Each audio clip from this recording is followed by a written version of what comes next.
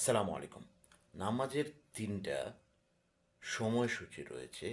এই ৩টা সময়ে যদি আপনি নামাজ পড়েন তাহলে আপনার নামাজ তো হবেই না, বরং আপনার গুনাহ হতে পারে।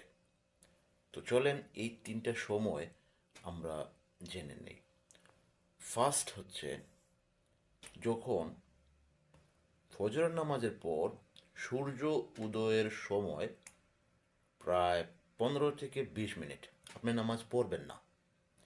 সেকেন্ড, দ্বিপ্রহর মানে দুপুরের সময়। থার্ড,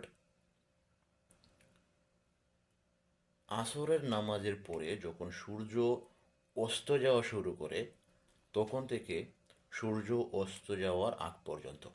এই ৩টা সময় আপনারা নফল নামাজ তো একেবারেই পড়বেন না।